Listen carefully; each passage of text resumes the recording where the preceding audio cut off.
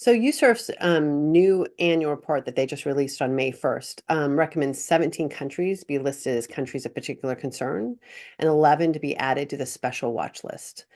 And there is some major news in this report, including to designate Azerbaijan as a country of particular concern and to add Kyrgyzstan to the special watch list. So those are two new countries. And Syria was downgraded from a country of particular concern to the special watch list, not so much because the conditions are better, but because the egregious violations are being done by non-state actors and not so much the state. And the Central African Republic was completely removed because no crimes based on religion met the threshold of a special watch list. And there also was a really interesting note by all the commissioners in the China chapter recommending that there be a ban on anybody doing lobbying for the Chinese government. First of all the way around, they reflect really deteriorating conditions. So what we're seeing is a few countries had some improvements in the countries, but the worsening conditions either balance those out or were more worse than the small improvements they had. So overall, no countries in this report actually had a trajectory that was positive. The one that did from the last report was taken out. So this current report of countries is all pretty negative. And when I say some of them are the worst violators of religious freedom in the world, some of those were listed as countries that stayed the same because they really couldn't get worse. And so it's a pretty negative report. In terms of trends, we're seeing a couple things that you sort of pointed out as being things we're seeing an increase in, and one of those is transnational repression. So we're seeing countries like China, the most prolific according to the Freedom House.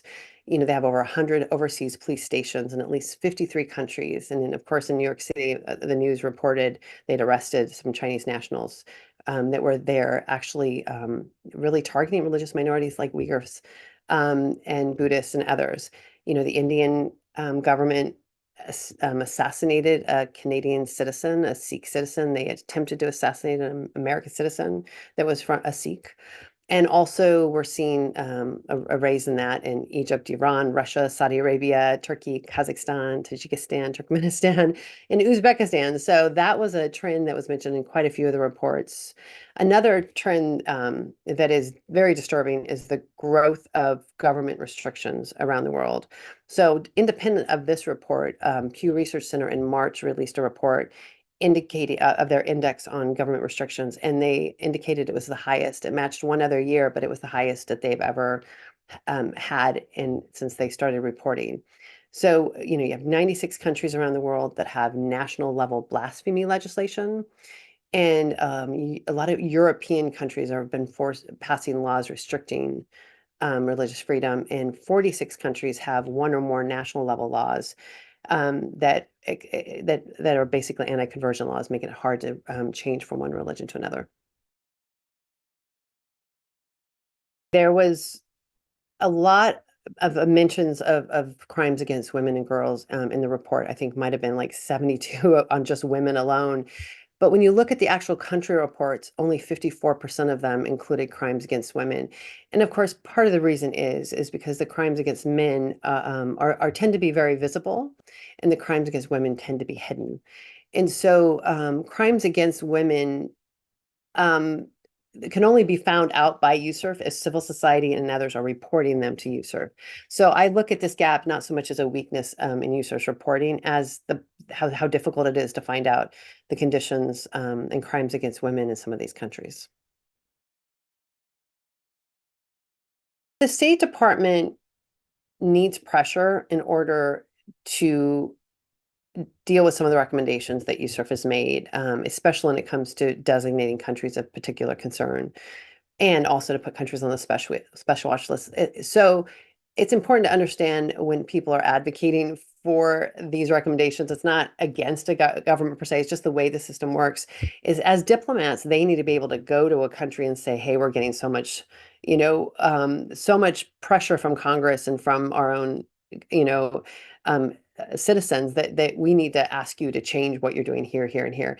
And so that is why advocacy is so important and why we work so hard to lift up some of these recommendations and try to build momentum. And to be honest, people in the State Department ask for that because it makes it much easier for them to go back and to push these countries basically to be better actors and to change the way they're doing things. And so the system works, it's important, but it does the State Department does need pressure in order to make these hard decisions. Azerbaijan, they did put on the special watch list in January. So I think the State Department has acknowledged that they have serious religious freedom violations. So that was an important step to really break the narrative that Azerbaijan has tried to sell, which is they're a model of religious freedom, when clearly the State Department does agree that they're violators of religious freedom. And of course, USCIRF has taken it to another level. It's important to note that 4 of the 9 commissioners did write a note of dissent against this Azerbaijan designation, saying that they did have religious freedom violations, but they didn't rise to the level of a CPC. I look at that as a healthy thing. Dissent means that they have had robust discussions. And I think the question was probably whether to include the ethnic cleansing of Nagorno-Karabakh as part of that CPC designation. And if you include it, then clearly they fit it. And if you don't, it's maybe harder to make that case. I do think 2 countries that have continued to deteriorate so horribly, Nigeria and India, continue to be ignored by the State Department, and that is at some point in time, the State Department needs to acknowledge the horrific violations, and when I say crimes against human beings happening in these countries. And separately, the Pew Research Center in March, when they released their government the index of government restrictions on religion, they also released their index of social hostilities involving religion. And believe it or not, the number 1 and the number 2 countries in on their list of 198 countries is number 1, Nigeria, and number 2, India. So it's hard for the State Department to continue this narrative that the violence in these countries isn't related to religion, when this independent, very credible source is literally listing these countries as number 1 and number 2 when it comes to social hostilities involving religion. So that, more Christians were killed in Nigeria last year than the rest of the world combined. And I think something else that is really missing from the discussion that is in this report that is very important is the entities of particular concern. And so most people are not really familiar with that, and they're non-state groups that commit particularly severe violations. So it's basically like the ISIS caliphate type places that are equal to a country of particular concern, but they're non-state actors and they have to have territorial control. They have to be outside of a sovereign government. And so they have designated they argue on Afghanistan and the Taliban. So they handle it differently. USCIRF designates or recommends Afghanistan be a country of particular concern, where the State Department has actually designated the Taliban as an EPC because they do not want to give the Taliban any sort of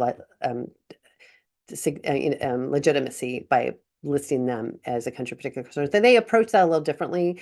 But I think, looking at Al-Shabaab in places like Somalia, Boko Haram, the Islamic State in West Africa, ISIS Sahel, JNIM, Tahat al-Sham, and, HTS in Syria, the Houthis, these have some of the, a very small part of the report is on the APTs, but they're some of the worst crimes when you hear, Al-Shabaab saying they'll kill any professed Christians. You have places like in ISIS Sahel is starting applying punishment that includes stoning and severing limbs. In Niger, 69 families left their home after they refused to convert to Islam. So we're seeing some horrific crimes in some of these areas in West Africa, where I just returned from a few days ago. Most of these entities of particular concern are in that region, and it's just getting very little coverage because they don't really fit into the government structure, which is what we normally deal with in Washington.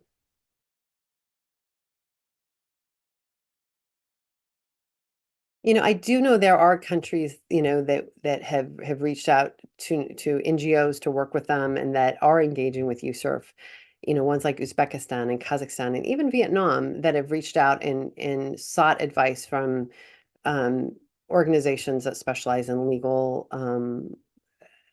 legalities and religious freedom law and others. So I do think it's important that, as we continue to use advocacy to draw attention to these violations, that it's also important to work towards building religious freedom. I think that we can't be shaming organizations that work with some of these countries that are trying to make them better. Obviously, whitewashing crimes, anybody that's working for a country that's a violator and is trying to sell them as not being one is one thing, but it's so important to see organizations and experts come alongside, and even other governments come alongside some of these countries that are trying to figure out how to improve, that have, reformers, old guard, all sorts of, as all of our governments have a different way of a group of people inside making decisions, that there's a lot of opportunity when you look through these recommendations for some of these countries to make some legal changes that could, and then the way they implement their laws that could actually mean a different way of life for people in their own countries.